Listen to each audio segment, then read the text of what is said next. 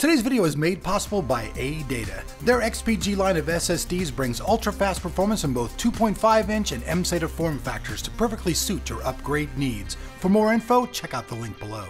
What's going on, YouTubers? Welcome back to Tech of Tomorrow. I'm Elric, your host, today with my co-host Nick from ASUS, and today we're going to be looking at some brand new 4K technology that these guys are bringing to the table. This is pretty interesting stuff, and I'm going to hand the microphone over to Nick where he's going to tell you all the new details about this new awesome 4K technology. Let's rumble.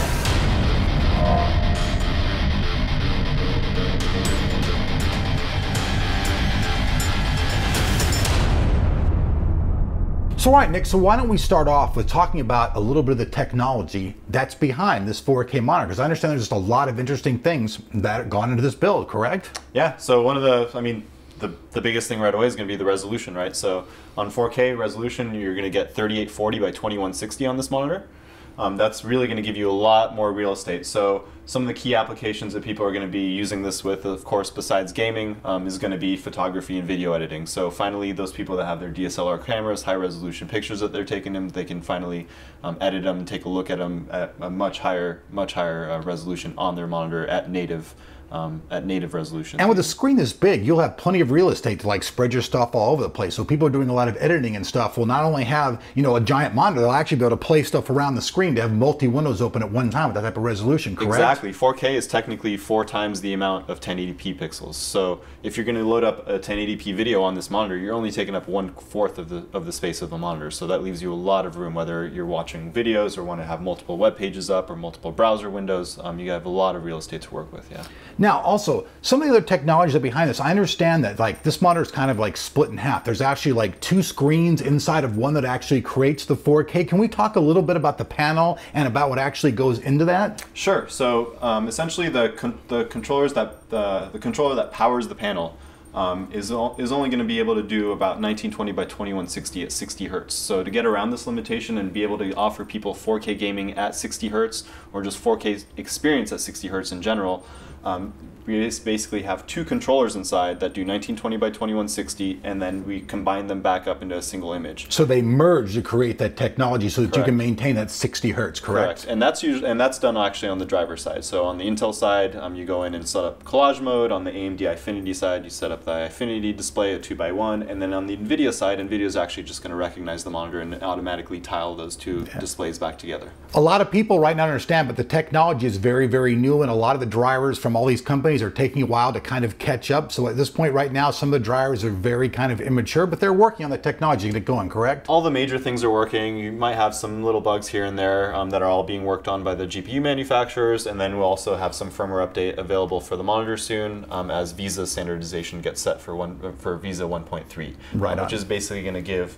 all the GPU drivers or GPU manufacturers a way to recognize 4K monitors natively without having to maybe hard code specifically for one model. Now I understand that the panels that are using this are actually their Sharp panels, and actually Sharp sells this monitor for actually what, close to $4,500, is that correct? Yeah, for a little bit more so in the professional space. ASUS, we co-developed this with Sharp, and we're selling it in the consumer space for about $3,500 MSRP right now. So think about that. If you're out looking for this monitor, know that the same technology that goes into the Sharp monitor that costs $1,000 more is being brought down to a lower level to you folks at $3,500, which may seem a little bit pricey, but this technology is so new, it's cutting edge, and anytime anything's cutting edge, it's always pricey. I'm sure as these things go on, we'll probably see these things down in the $1,000 range, what, probably year and a half? Yeah, I mean, it shouldn't be too long.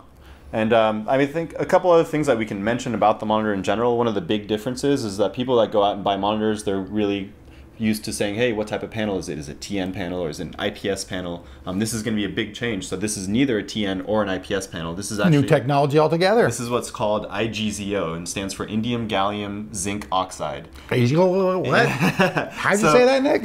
The basics, all you need to know basically is that using this new process, you can create smaller transistors and pack more pixels into a dense area. So this is what allows so many pixels, over 8 million pixels, to fit in one panel. Now, one thing I have to definitely say to the audience, I don't know if any of you guys out there have monitors or big TVs. One of the biggest things that I noticed about them is they get hotter than hell. There's no heat rating off this, Nick. So how are you working that? Because I'm not feeling any heat come off this monitor at all. It's actually almost cold. This is actually to the touch. This is this is gonna be the thinnest 4K monitors. There are other monitors out there, more so in the professional space, that would cost thousands and thousands more. No. But this is going to be the thinnest one and the most affordable one. And like you said, heat-wise, it's only going to have about an 87-watt TDP when it's operating. Yeah, I mean, because I can feel it. It feels lower than my body, so that's pretty good. On my other monitor in my room, I have a Dell monitor, and when I touch that thing, it's a 30-inch, it's hot. I mean, it can almost burn your hands. This having no heat at all is great. I mean, if you're stuck inside of your room and you're working, you don't have a lot of air circulation, a hot monitor increases the temperature in your room. So this won't do that at all, because it's actually running cooler than your body temperature. And I know that we're kind of offset at an angle right now with the camera too, so viewing angle-wise, it's going to be very similar to IPS as well. So IPS panels usually come in at around like 178-degree viewing angles. This one will come in at 176. Well, I mean, I'm sitting here totally at an angle, and I can pretty much clearly see everything on the monitor, and I'm sitting at a very odd angle. Many of the monitors that I have, even around the house, if you get to an angle like this, the screen kind of looks kind of blurry. And you get a lot of color shift maybe. And I'm seeing no color shift. I'm seeing complete even color across the monitor and even screen. But then again, you know, for $3,500, you're going to expect the best, right? You want a quality display. So some of the other features, ports-wise, it's going to have a display port. It's going to have 2 HDMIs, and it's going to have a little USB port on the side, which is essentially only intended for firmware updates. What about Thunderbolt? Thunderbolt does not have a Thunderbolt port now. Okay, and I understand that you guys will have different models. This particular model doesn't have like the normal Splendid technology that some of your other stuff does. Will you guys actually have another model coming out that will have all that as well? It's kind of geared towards the gaming more? We will have other models available. They are going to be based on different technologies, and they will likely have more ASUS type features. Since this was co-developed with Sharp, this is kind of a bit different as far as OSD menus if you're used to ASUS monitors in the past. We've used many of them around here, as you well know. I want to talk about something. Like, I've been looking at this like the whole time, and I'm really noticing that I don't really see any type of flicker at all. And I know you said it's only 60 hertz, but looking at this monitor, I've been staring at it for a while. I don't even feel any really eye fatigue to strain to look at it at all. I mean, is that normal? Because, you know, usually people are like saying the 120 hertz monitors where my eyes don't strain, but I'm looking at this and I see no blurriness, no refresh at all. I mean, I suppose when the camera guys are recording, we might see some of that in there, but I'm seeing none of that through my human eyes.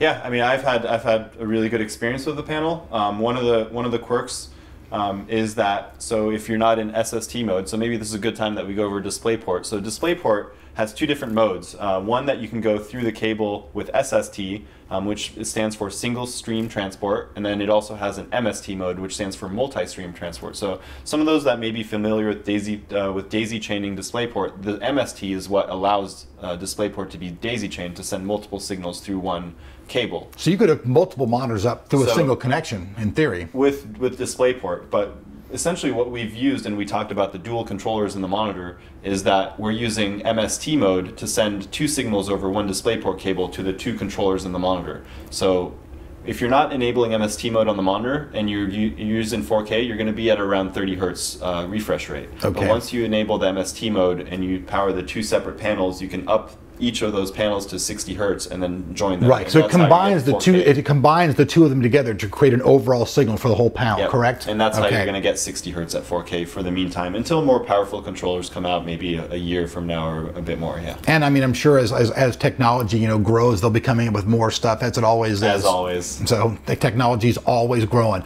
Well, hey everybody, thanks a lot for watching. This is pretty much just the introductory video. We're just going to show you some of the technology behind this new 4K monitor. We've got plenty of stuff coming up. We're going to show you some gaming and some other stuff, so stay tuned for Tech of Tomorrow.